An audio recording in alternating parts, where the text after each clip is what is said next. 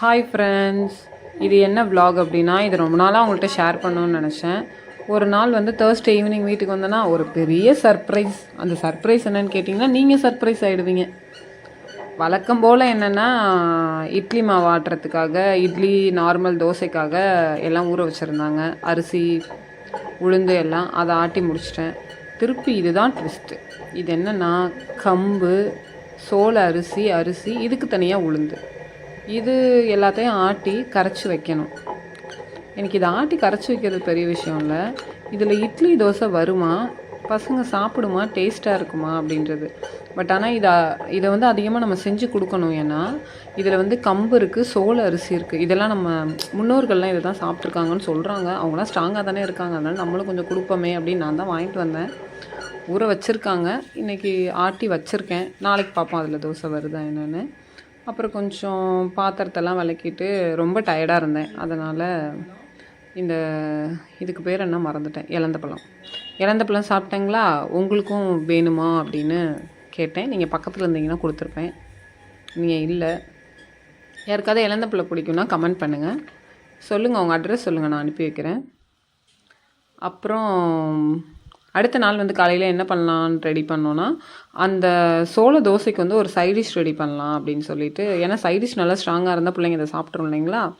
அதனால் egg gravy பண்ணலாம் அப்படின்னு. இது எக்கு பாய்லரு. ஃபஸ்ட்டு எக்கை பாயில் பண்ணி கோல்டு வாட்டரில் எடுத்து வச்சிடலாம் அப்படின்னு சொல்லிட்டு பாயில் பண்ணி கோல்டு வாட்டரில் எடுத்து வச்சிட்டேன்.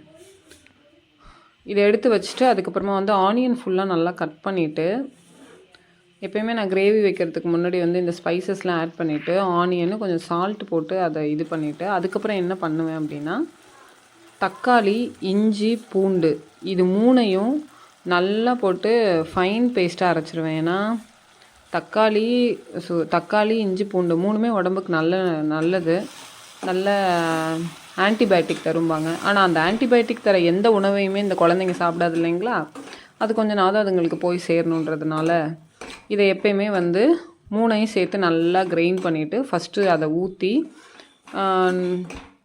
அது வந்து நல்லா அந்த எண்ணெய் ஊற்றிருக்கோம் இல்லைங்களா, அந்த எண்ணெய் பிரிகிற வரைக்கும் கொஞ்சம் விட்ருவேன். இதெல்லாம் தெரியும் எல்லாருக்கும். அது பாருங்கள், அந்த எண்ணெய் கரெக்டாக பிரிஞ்சு வருது. ஒரு 4-5 பூண்டு வந்து தட்டி போட்டிருந்தேன்.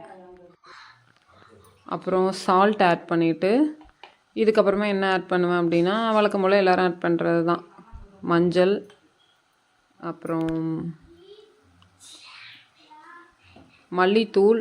பார்த்திங்களா, மல்லித்தூளுக்கு நான் எவ்வளோ யோசிக்கிறேன். சமையலுக்கு நமக்கு ரொம்ப தூரம், அதனால தான் ரொம்ப யோசிக்கிறேன். சாரி, தப்பாக எடுத்துக்காதீங்க. அப்புறம் மிளகாத்தூள் காரத்துக்கு ஏற்ற மாதிரி போட்டுக்கலாம். உங்களால் எவ்வளோ காரம் சஸ்டைன் பண்ணி சாப்பிட முடியுமோ அந்தளவுக்கு போட்டுக்கலாம். நான் கொஞ்சம் கம்மியாக சாப்பிடுவேன்.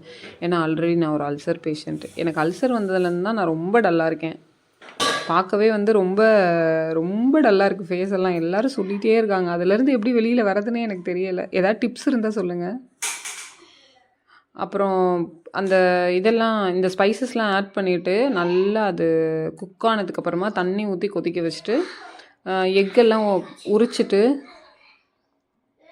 எக்கை கொஞ்சம் கிராக் பண்ணிவிட்டு உள்ளே போட்டுட்டு அப்புறம் தேங்காய், பொட்டுக்கடலை, பெருஞ்சீரகம் இது 3 மட்டும் அரைச்சி ஊற்றிடலாம். கொஞ்சம் டைட்டாக இருந்ததுன்னா நல்லாயிருக்கும் அப்படின்னு சொல்லிவிட்டு அதை அரைச்சி வச்சுட்டு, அதுக்கு முன்னாடி வந்து இந்த கரண்டியில் எக்கை உடச்சி ஊற்றி இது மாதிரி போட்டால் அது கொஞ்சம் நல்லாயிருக்கும் பார்க்க. அந்த முட்டையை விட இந்த முட்டை இன்னும் கொஞ்சம் டேஸ்ட்டாக இருக்கும்.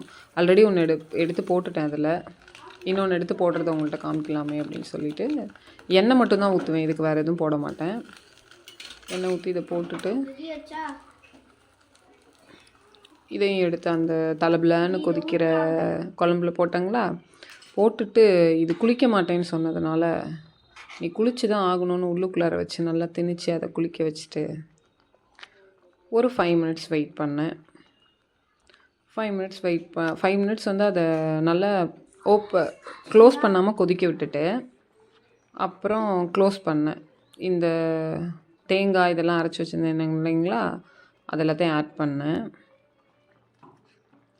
ஆட் பண்ணிவிட்டு உடனே வந்து எங்கள் வீட்டு 2 செஃப்பும் நாங்கள் சமைக்கிறோன்னு வந்து எட்டி பார்த்துட்டு இருந்தாங்க.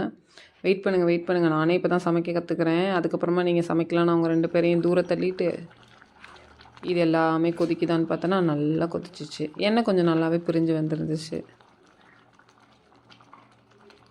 பார்க்கவே நல்லா டெலிஷியஸாக சாப்பிடணும் போல இருக்குல்ல. வாங்க எல்லோரும், நீங்கள் எல்லோரும் எங்கள் வீட்டுக்கு வந்தீங்கன்னா உங்களுக்கு நான் இந்த எக்கு கிரேவி செஞ்சு தரேன். அப்புறம் 2 பேர் வந்து போஸ்ட் கொடுத்தாங்க, நாங்கள் தான் சாப்பிட வந்திருக்கோம் அப்படின்னு. அப்புறம் அவங்களையும் கொஞ்சம் காமிச்சிட்டு இப்போ ஊற்றுறோம் பாருங்க மெயின் டிஷ்ஷை. வந்துருச்சுன்னா மிஷன் சக்ஸஸ். நீங்களே இது மாதிரி ட்ரை பண்ணி பாருங்கள். ஏன்னா குழந்தைங்களுக்கு வந்து வெறும் அரிசி உளுந்து இதில் மட்டும் நம்ம தோசை கொடுக்குறத விட இந்த மாதிரி சிறுதானியங்கள் எல்லாத்தையும் சேர்த்து கொடுக்கலாம்.